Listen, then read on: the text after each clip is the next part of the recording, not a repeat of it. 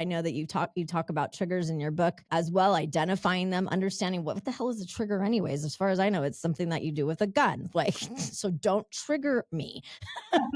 And learning what those are and being able to identify those has been good for you in your healing process. Can you talk a little bit about how that has worked for you and how that still works for you? Because I know in the beginning it's really hard to identify, like, why did that piss me off right now? Because that is sometimes for me has nothing to do with anything that's going on in my world that actually triggered me. It's crazy. Yeah, it is. Yeah, and I didn't know that. So I Yeah. was constantly triggered, is what you just said. Like my husband was the one that received probably the worst of it, but things would just piss me off. And he called it a trigger switch, which using that word before I even knew what a trigger was, but he's just like, you can go from, you know, cold to really extreme hot in like a second and not know like what's going to cause it. Right. Yeah. And I would just get so angry and I would be so horrible.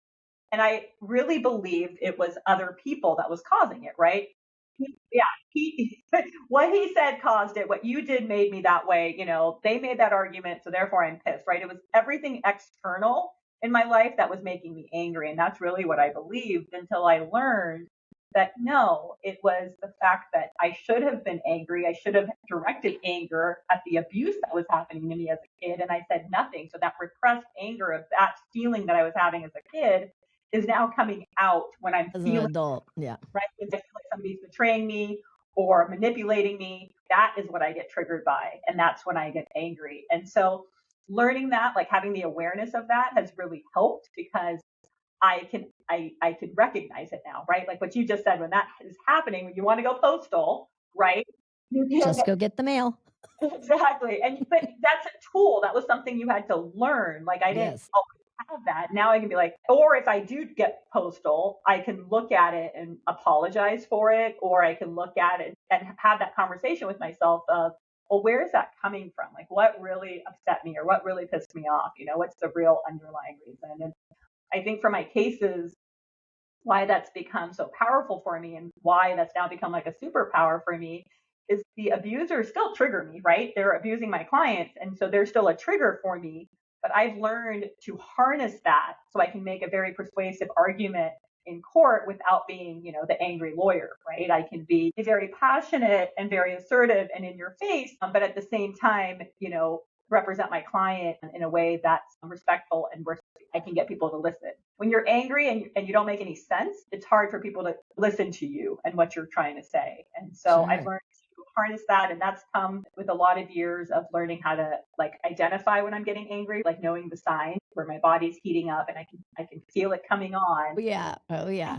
And learning how to like breathe through it and then remember what am I here? You know, what are we talking about? And getting to that place. So the anger is real.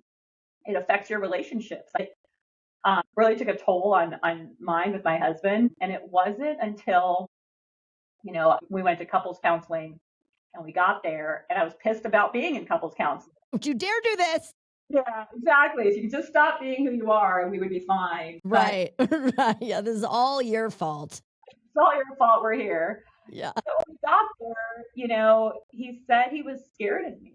And that really was a real pivotal moment in my life. Like, you're scary. It's for the first time, it allowed me to look at my behavior and how I acted towards somebody and why that was scary. And it reminded me of how my dad was.